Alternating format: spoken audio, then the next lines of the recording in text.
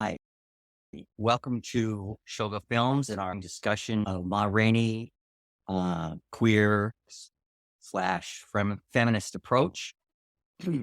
Shoga Films has been working with Ma Rainey since we put out our documentary, Ain't Nobody's Business, Queer Blues Divas of the 1920s, many years ago, but it's received a renewed interest as a result of the Netflix adaptation of the August Wilson play, Ma Rainey's Black Bottom.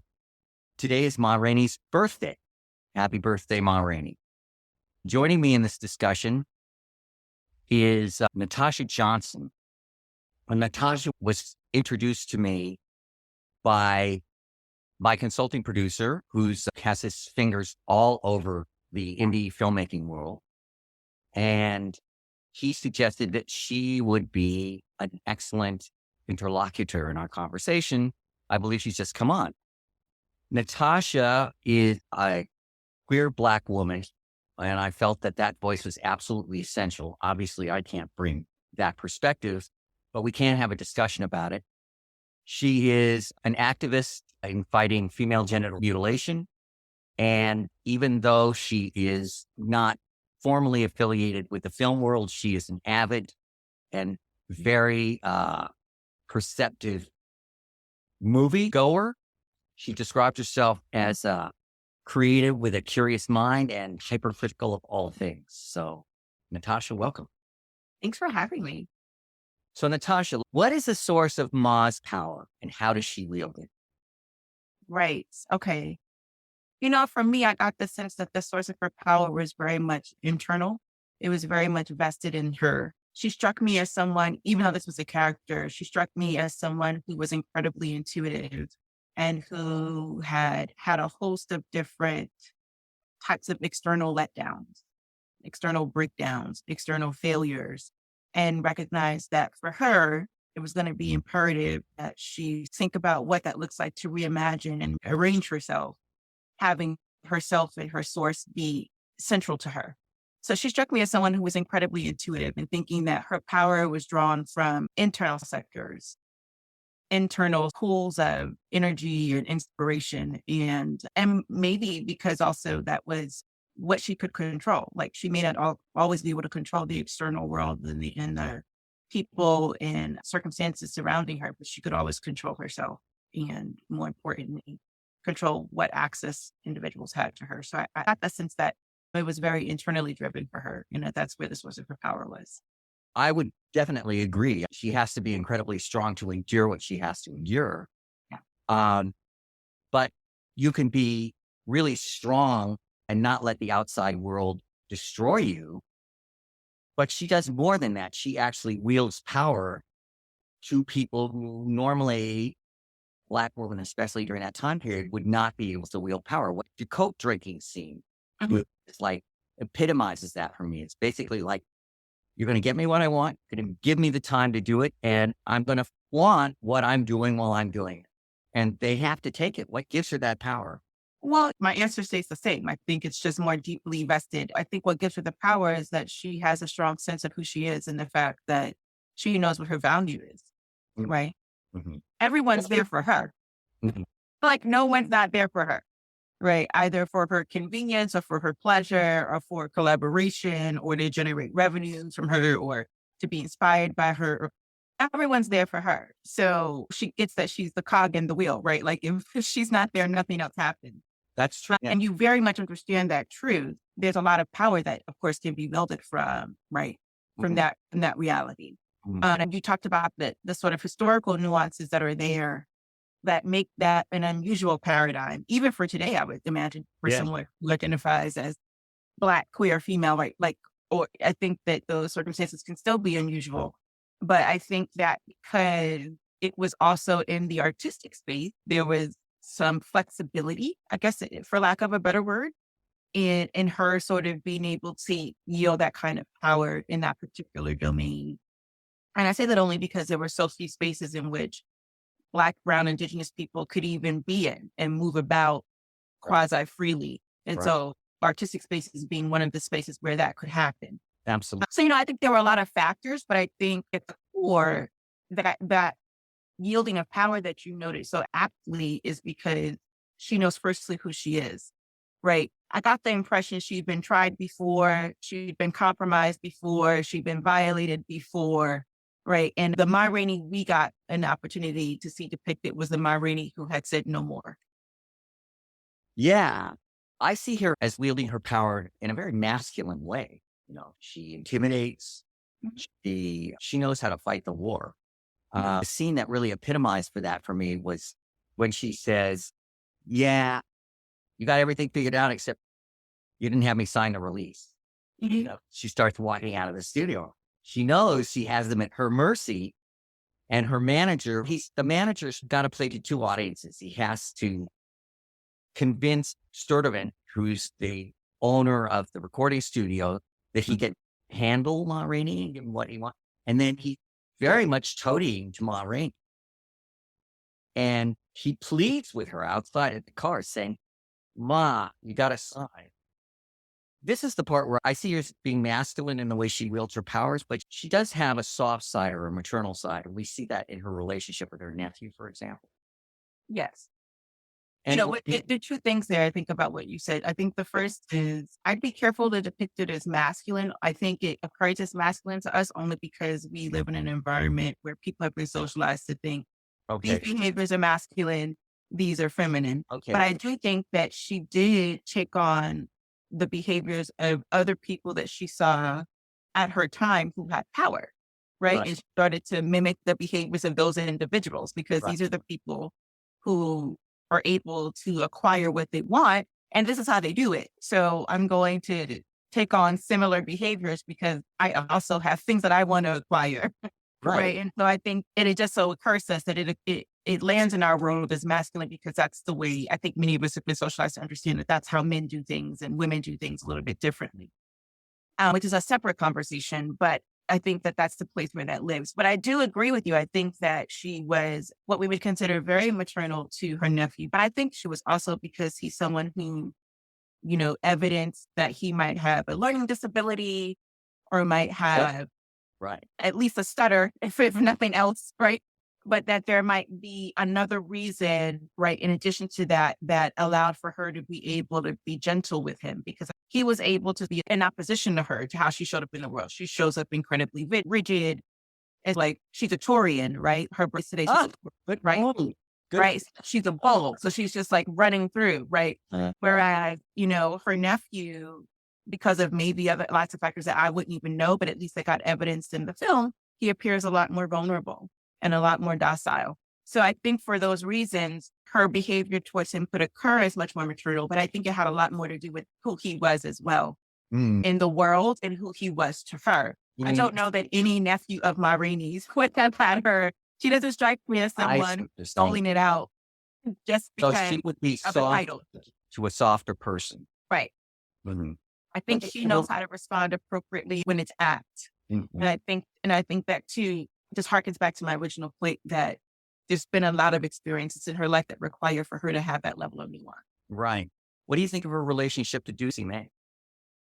I think it was an incredibly complicated one, which sounds about right for us girls. No, I think it was really nuanced, and I think it was really lovely to see a nuanced, complicated, queer Black female relationship in film. It didn't have to be the L word complicated where it's just, well, it was kind of messy, but not that kind of messy where it's just all across town, but it was mature, but also there was a hierarchy. There was a really clear hierarchy that existed there, right? I think, for lack of a better way to say, sometimes people, particularly in queer relationships, are like, well, who's the man and who's the woman, which I think is ridiculous, but I know that happens sometimes.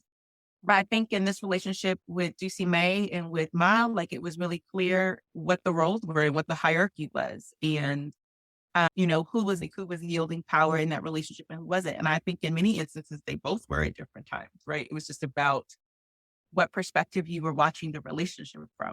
But I think it was an incredibly nuanced one. I was happy to see it on film. So how would you describe Dussie's power? Dussie is someone who knows that she is attractive. She knows she's charismatic. Mm-hmm. She knows that she is engaging. And once she has your eye, she can then probably get everything else from you, right? She struck me as someone who was incredibly smart and knew exactly what to say to whoever her audience was to make sure she got what she wanted in that particular environment and from that particular encounter. So she struck me as someone who was strategic. Nice. Nice.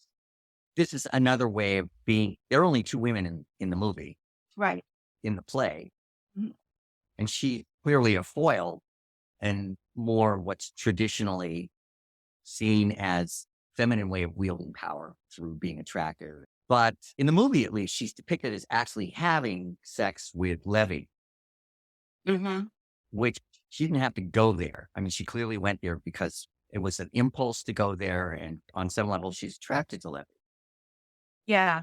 But I think the going there was sort of not to Dussie Mae's power, which was that she made the choice to go there, right? Particularly in this particular time. She saw something she wanted, she went after it, regardless of whether or not Ma was right upstairs. Yeah, right. Regardless of the risk. And so that's why I think that it was a really interesting relationship between them. Because I think at prima facie, at first blush, it's, oh, well, clearly Ma Rainey's the person who is, calling all the shots. She's the person who is arguably the more masculine, the one that's in control. But I think in control of what? Or in control of who? Whatever they wanted to relinquish that power to one another or to others. So that was why I thought it was really interesting, particularly having been depicted in the 1920s. Historically, the same time you have the suffrage movement, you have all these other conversations that are happening about where women should be in the world or in their homes or in politics. So it wasn't lost on me that, at least in the film, that she would go there, because she struck me as the type of woman, when she wants something, she goes for it. She gets it. To be Dussie, right?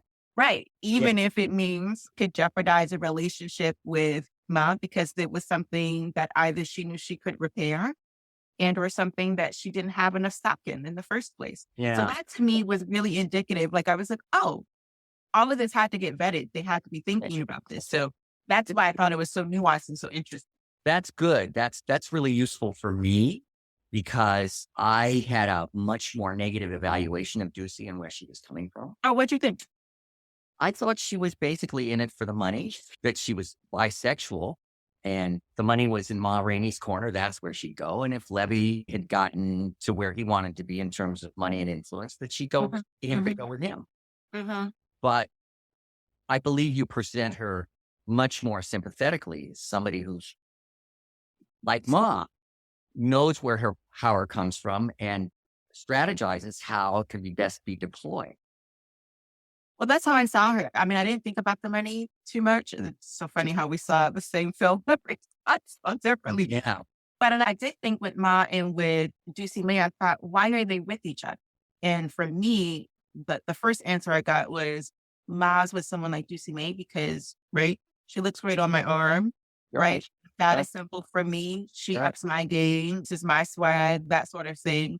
But I also thought the same thing of Dussie Mae. I thought that in both of their respective realms, they upped each other's game, which is why they were with each other. And so it felt very mutual to me. Like I felt like Dussie Mae would hang out with the other women in her circle. I wasn't sure if she was quite a professional sex worker or not, or just someone who was fluid. I don't know. We don't know the backstory. Right. And I wasn't sure, or if she was just someone who was fluid. But I was like, if she was a professional sex worker, then having Ma Rainey as your, yeah, definitely. I was like, well, this is mutually beneficial. So that was just like, one of the things that this conversation is revealing to me is these are made up characters. When I was researching my film, I looked at Ma Rainey's biography pretty closely.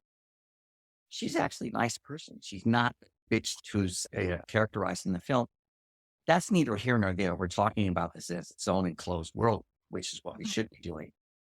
And August Wilson, of course, was one of the great playwrights of the 20th century. But he was pretty masculinist. He was interested in the men far more than the women in his plays.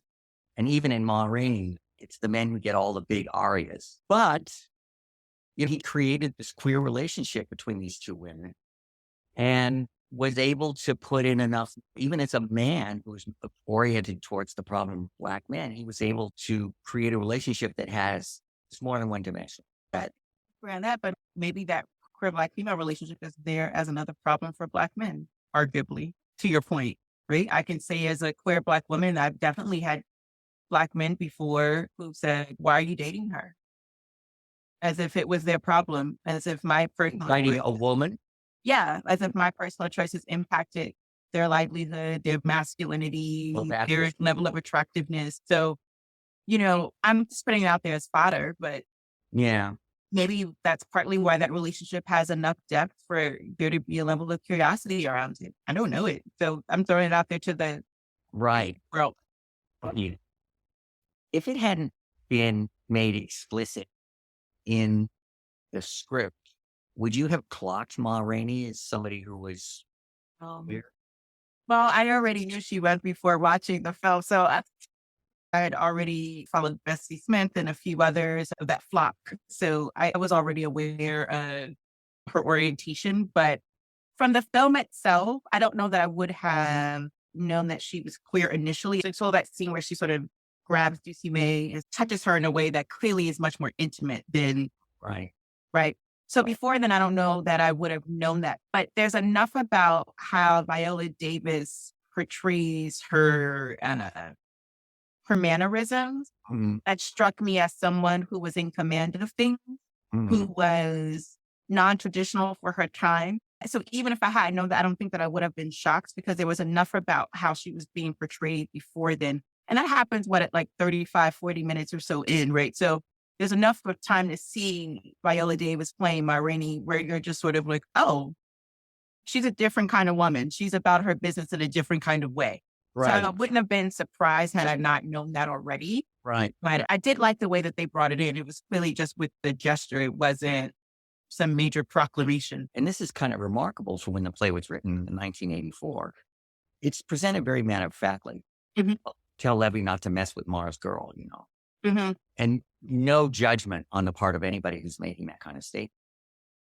Yeah. And that was true in the artistic and music world. There was much more latitude for Sure. non-heteronormative behavior.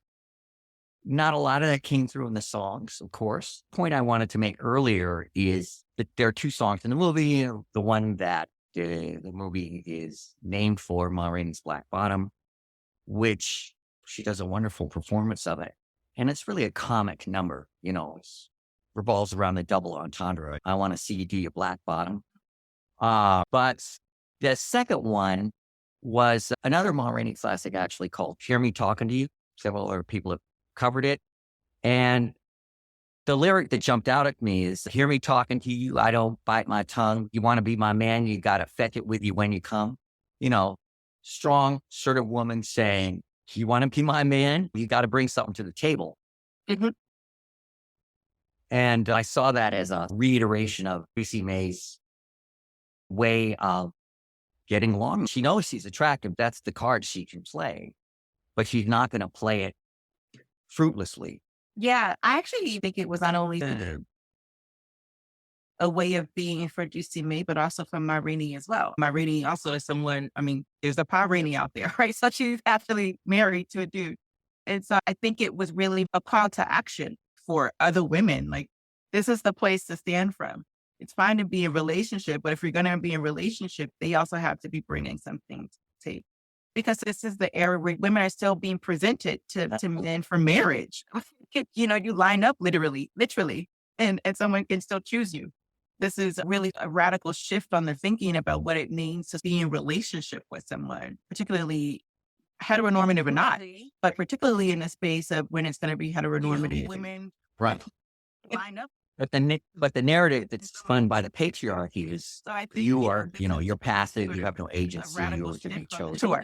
Which is why I think it was a radical shift and a turn on its head, right? And I think song is one of those places where it's a tool. I think it's a wonderful, benevolent tool to think about what it means to induce and suggest differences and differentness. I think song is one of the first places where you oftentimes see it. When someone can hum along to difference, they're much more likely to be able to step into, practicing that difference as well. I'm probably going to excerpt what you just said because that's a central tenet of the other aspect of the work. Is that songs do a lot of cultural work and prepare the ground for the politics and change of attitudes to come later. Yeah. Yeah.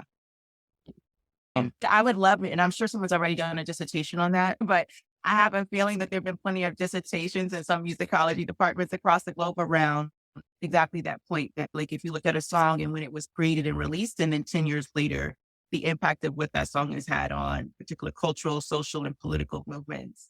One of our earlier documentaries was called Body and Soul, and it was about the interrelations of Blacks and Jews in American popular song. Yeah. One of the experts that we interviewed was a man by the name of Josh Kuhn, Kun, who that's precisely his thesis. His academic career has been big on getting that idea out there. So it wasn't original to me, but something in me recognized the truth of that argument when I heard it, even that I articulated it for myself. I said, yeah, that's right. That's right. The thing about the whole blues phenomenon of the 1920s was these women, not just Ma Rainey, but also Bessie Smith, Mamie Smith, who was the first one to record the blues and then have it explode. These were all strong women. They had their bands. They came from what we normally would have assumed to be the bottom of the hierarchy. And they did. They grew up in pretty severe poverty, but through their talent and their ability to manage their own lives and the lives of other people, because they were band leaders, they created a space for themselves that not too many other people could reproduce. And this one space, the blues, was female dominated. Real interesting. I mean, it is interesting, but it's not surprising, right? Because if I were to go back to the idea of like socialization, I think it's fair to say many men, particularly in this environment, I mean, in America, have been socialized to be removed of emotion or to at least not be very expressive of their emotion. Whereas women have been socialized to be deeply intact, deeply connected and involved and connected to their emotions. And so the blues is a music and a movement that's all about emotion. So it's not striking or surprising to me that women would have been at the helm of that at its inception, because it was one of the ways in which, to our other point, right, that they could communicate and say things that they felt without necessarily being ostracized for it. Yeah, So absolutely. I think it makes perfect sense to me that at its very beginnings, particularly when it was, as we say, humble, that it was much more female dominated. And then when it started to generate revenue, well, we know what happened. But Right. a same story. But that doesn't surprise me. Apparently this happened in the movies as well. There were lots of women in the movies in the early days before it became the money-making powerhouse that it turned into, and then the men took it over. It is the same story over and over again, aside because it can sometimes occur as exhausting to me. It's the same pattern. And so if I had to have a call to action in this conversation, which I don't, but if I had to have one, it would just be to recognize the patterns so that you could just break them sooner. Mm-hmm. Yeah. I'm kind of afraid to use terms like maternal because We'll see. I haven't had the education that you've had just from being in the world who you are, but seeing where Ma is telling her nephew, tuck your shirt in, stop playing with that piano. I mean, it was loving, but it was also motherly. It was maternal. She was, and it was sweet. It was once again a hierarchical relationship. She was parenting him in a way, but it wasn't in all her other hierarchical relationships. She has to be commanding, threatening, angry, any number of things. And it's amazing the degree to which she succeeds. She even intimidates a white policeman. And then when she says, I didn't beat up that guy. She did. Well, I think the thing that I was left with Ma Rainey was that if we were to sort of put her in today's society, she arguably would be the woman that, quote unquote, has it all. Right?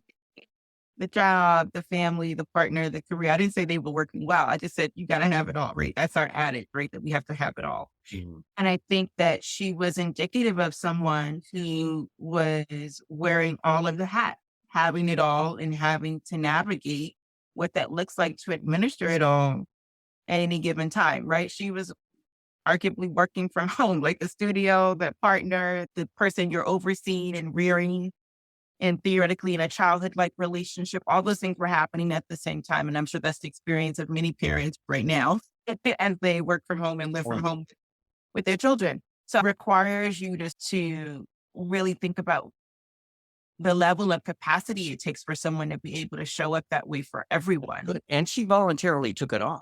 But then to also allow yourself, you're creative, so you get it, to also then allow yourself to be in a space where you can show up and be creative at the same time. Yeah. Yet also mentor, yet also produce, really, which is what she was doing, Right. and direct, and make sure her girlfriend's not cheating on her, and make sure she's getting her money, and handling people of whiteness, right? So there's all this stuff that's going on simultaneously, dealing with racism and sexism and all of these things simultaneously, but yet still having to show up and be creative.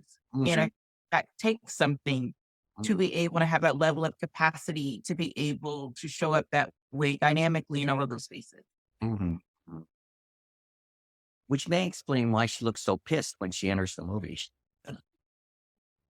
It's funny, right? We talked about the Oscars, but we haven't really talked about the Oscars. You talked about the nominations, but the folks that won the Oscar were the hair and makeup folk, right? And I think they helped in the wardrobe, right? And I think they helped attribute to maybe why she looked so pissed at the beginning. It's a good point. Because the woman who won it, I think she was the first one to win, and the second Black woman to be nominated in the history of the Oscars for that position, for that. Yes. Yeah, I actually think they were the first Black women. Oh, okay. Yeah, I think so. I think so. And I might be wrong, but I think so. But it's interesting because I thought the wardrobe, especially was of the time, the hair and makeup, I thought I'm not really sure. I don't know how to say this. She looked as if she was someone who was in the middle of something, right? And I'm not sure what the message was supposed to be in the way that she was portrayed. But I just think that it was really interesting that they won for that. And that's not taking anything away from them. I think that it's amazing that they were given the opportunity and that their work spoke for themselves. I think I'm just curious about the hair and makeup categories in general. And it's a much larger critique about hair and makeup in Hollywood for Black and brown people that we could talk about on a whole other broadcast. But I was just curious about the fact that just given the meat of the film and when it stood for, that was the only category that they were successful in. There was another technical Oscar that they won as well. It escapes me at the moment. I think it was set design. Oh, set design. Okay. Yeah. Well, it was a play first, so that makes sense. That's true. That's true. Oh, yeah. Actually, which brings me to what the screenwriter, Ruben Santiago, brought to play. The lion's share of the dialogue was from the play itself. But he added an opening and closing scene. And the closing scene was the obvious irony that the songs that Story of Enshrined Let Me Out of then became the basis for this whiteface adaptation of a familiar story. The opening one, I thought it was interesting because you see these men running through the woods with the dark spots barking after them, and you can make the obvious association that they're escaped slaves, right, being pursued by the paddle rollers. Turns out that they're running to see Ma Rainey give her tent show, right? Mm-hmm. And that was Ma Rainey in her element, where she was adored by her audience, and that was beyond gender, if you will. It was, men, women, they needed her. And she spoke to them directly. Mm-hmm. And that was one of the sources of her power. It wasn't just that, she knew who she was on the inside and stayed true to that, but her audience was, or her people, if you will, her people were down south. She said, I don't need this shit. I can go back down south. No, I agree with you. I think that the opening scene that you depicted, the idea that most of these performances, they oftentimes happened in these very undisclosed places, right? I think there's an irony about performing live, performing in public, but yet it's still being in scrutiny, right? And sort of cloaked, right? Because it's performances in the woods, it's performances in tents, it's performances off the sides of roads.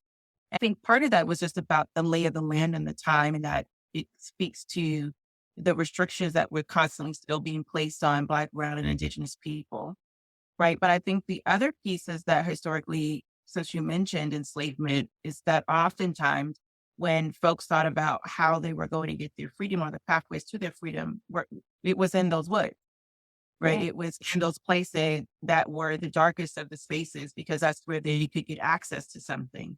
And so I think that they're in, one may say I romanticize this, but I think there's something to be said about there being a harkening back to that being a place where that becomes a showcase, because that's where we can get collective release without fear of scrutiny, fear of retribution, and really be able to show up and be with each other and be whoever our true selves are for this. Yeah, that's a good point.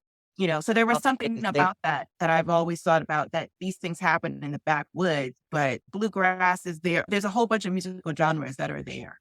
And I think that they've historically been there for a reason. I believe you can say the same thing about tent revivals. The place where these people can be in communion under the least scrutiny of the white overseers is in their churches and in the tent revivals. Absolutely. So I think part of it was just based on circumstance. And I think part of it was a real decision that got made around how do we get the most access and the most freedom when we want it most. So yeah, the idea of taking a play and converting it into a film, and particularly a film that gets streamed and not shown in major theaters and big cameras and big screens, I think it's particular arts to be able to do that, particularly to try to take the monologues that are so akin to theater, right, and to have them be palatable for a television viewing audience. Yeah. And a streaming attention span audience is something else that I think That's a good point. needs That's to a be good point. factored in. Was there anything about the adaptation that was not successful for the medium in which it ended up in? Like the monologues, for example, do you think they were well integrated, or you forgave them for being obvious monologues? I knew it was a play, right? So I expected monologues, because the whole thing about the streaming world now is that you don't even know how people get access to or knowledge about what they're watching, right? It could just be that it got suggested when you opened up the app. It could be that you just hear everybody else talking about it. You don't know how people come to what they're watching anymore. So I know from my own experience, it was that I already knew it was a play, I'd already read part of the play, and already seen so I was expecting monologues. I'm always just curious about how they're going to do the monologue, but monologues are par for the course for theater. For theater, that's true. Well, of course, to your point, how do I come to new material on streaming platforms? My algorithm knows me better than I do. Right. It's suggested it for you too, right? So you're like, oh, right. I would want to watch this. I didn't know I wanted to watch this, but now I do, right? Right. When it first came out in December, it got a lot of media attention. A lot of people were talking about it. I think that it was, in the Black community, it was waited for with anticipation. Of course, it was Chadwick Boseman's last performance. Mm-hmm. So I heard a lot of conversation about it. Some people weren't aware that it had been a play beforehand and didn't expect it to be as talky as it was. Of course, plays tend to be that way. And then there were some people who confused it for a biopic. Uh-huh. When I was participating in the discussion, I made a point that this is a work of fiction, certainly based on real characters, depicting the sociological reality of the time. But it's not historic. I mean, it's not a documentary. Yeah. Yeah, that's important to say to folk. I think it's important for folks to know before they watch it. To your point, they could have just had an algorithm that suggested it to them. So they should not have known that it were probably sitting there for the first 45 minutes, kind of confused, like, what is this? Why isn't there more singing, right? Which is probably what they were thinking, right? Which is what happens when you see, right, docudramas about singers. You just think, oh, it's lots of songs. I'm going to hear all their hits. So they probably were wondering where all the songs were. So yeah, I could see how this would have been a hard viewing though for someone who didn't have the scoop in advance. Let me ask you, I know a little bit about your biography just from having read up, but you did grow up in the United States, right? I did.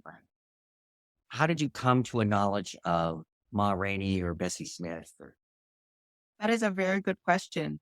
I'm not quite sure how I came upon them. And I'm going to say this because I'm not sure if it was because my dad was someone who liked bluegrass and blues and jazz and ragtime. So he liked those kinds of musical genres. So he was always playing records. It may have been there. It may have been because I consume all things old and Black. So books, stories, novels, poems. I'm just a consummate consumer of wanting to know about things that have happened in my past historically, because I think they very much inform my present and help me create the future that I want to see myself in.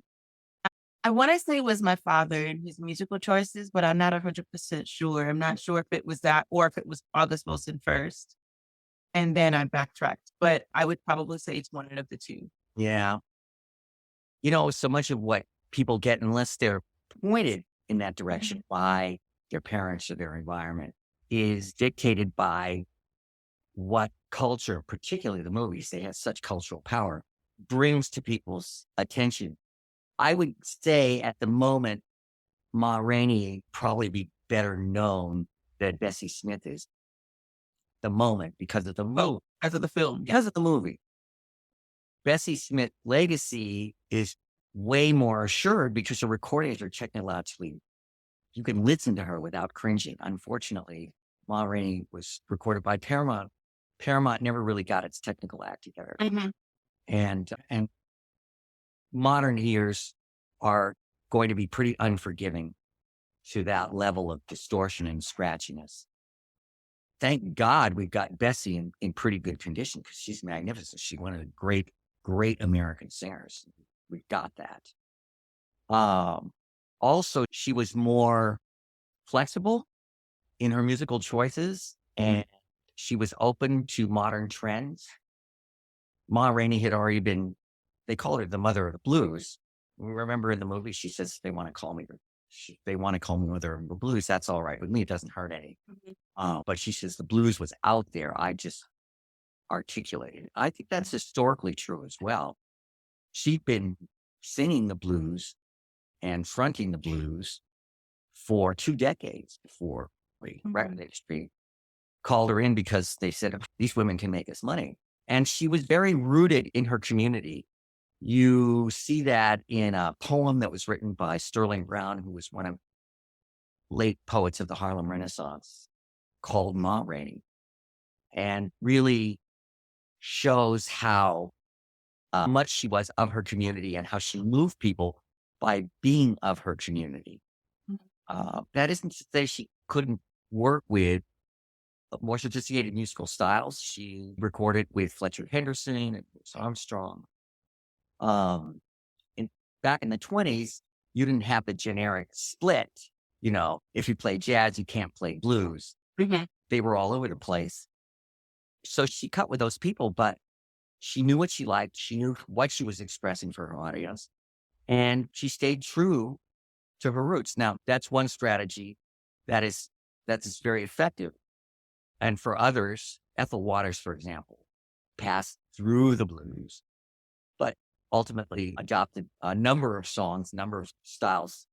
And that was an effective choice for her. And it's obviously one that worked for her in terms of her career because she was able to follow the popular taste. Ma Rainey, once the Depression hit and her audience was very hard hit, and the theatrical environment in which she thrived, like the Black Theater Booking Association, fell apart economically. She had to retire. Bessie Smith had difficulty making that transition, but did so finally. And then unfortunately, her life was tragically cut short by that automobile accident. But I think ultimately, Bessie Smith will be remembered for sort of further on down the line. I mean, it's great that August Wilson wrote the play and people know who she is. But the reason they know who she is because the movie came. Now, how long that lasts and what kind of impression it makes remains to be seen. Yeah. Well, you know the power of film. Film is one of those things that it can resurface again many months True. later and have significant impact on its viewers. So, That's true. That's true. that's the beauty of film. Did you have any particular response to the movie as a queer woman of color when you saw it? Yeah, I was super proud of her. I was in awe of all that she was able to amass and all that she endured and navigated through. She was really clear. Like there was no question about what she wanted to get out of that relationship. I'm talking about with the record company, and that if her terms weren't going to be met, she could go elsewhere, particularly as a Black woman, as a queer woman in professional spaces that I'm in that have historically not been created for me. Having to have that as an example is very necessary because it's very easy to then want to kowtow or not appear as if you're difficult, but it's imperative to be able to stand your ground, particularly because you are always going to be your only advocate and your best advocate. And if I got nothing else from that film, I got that. I got that she was a credible working example of what that needed to look like. And sometimes that means you don't always occur to people as easy or nice or sweet or get all the things that you wanted, right? Because it can also come at a loss, but you do get to be able to stand your ground. And I think that's imperative. I want to thank you. I want to thank you for participating in this conversation. I definitely learned some things. And we'll just leave your closing statement is it's a really appropriate one. Thank you So for having me. It was so great to talk to you. And who knew we were coordinated without it attempting to match? And thank you for doing this. And I hope that you end up having many subsequent conversations about Ma Rainey and about your interpretation and your work with respect to Ma Rainey and other blues singers of that time frame. yeah, well, one of the things I like about documentary work is that the actual facts and history keep me from going too far off the rails. And I learned from it too. Right. The facts are the facts. So that helps. Right.